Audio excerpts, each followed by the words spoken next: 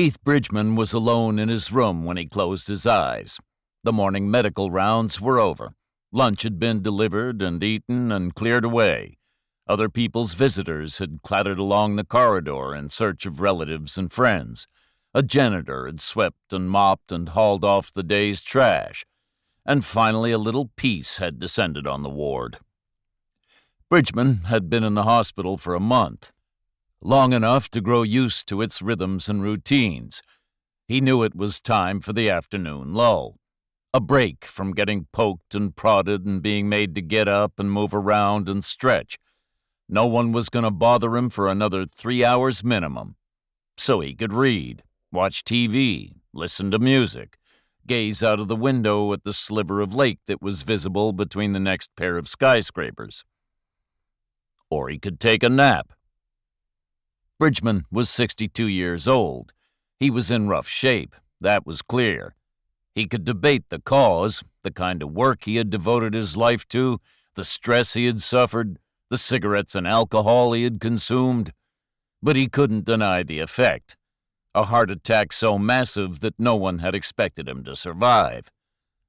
Defying odds that great is tiring work. He chose the nap.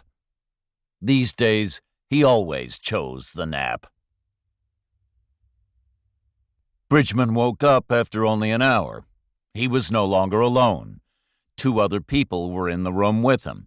Both were women, maybe in their late 20s.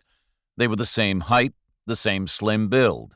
One was on the left side of his bed, nearer to the door. The other was level with her on the right, nearer to the window. They were standing completely still, in silence, staring at him. Their hair was pulled back, smooth and dark and tight. Their faces were expressionless like mannequins, and their skin shone in the harsh artificial light as if it was molded from plastic. The women were wearing white coats over hospital scrubs. The coats were the correct length. They had all the necessary pockets and badges and tags. The scrubs were the right shade of blue. But the women weren't medics. Bridgman was sure about that. His sixth sense told him so. It told him they shouldn't be there, that they were trouble. He scanned each of them in turn. Their hands were empty. Their clothes were not bulging. There was no sign of guns or knives, no sign of any hospital equipment they could use as weapons. But Bridgman still wasn't happy. He was in danger. He knew it. He could feel it as keenly as a gazelle that had been ambushed by a pair of lions. Bridgman glanced at his left leg. The call button was where the nurse had left it, lying on the sheet between his thigh and the safety rail. His hand darted toward it. It was a fluid movement, smooth, fast. But the woman was faster. She snatched the button, then dropped it, leaving it dangling on its wire almost to the floor, well out of Bridgman's reach. Bridgman felt his heart quiver and tremble in his chest. He heard an electronic beep. It came from a piece of equipment on a stand near the head of the bed.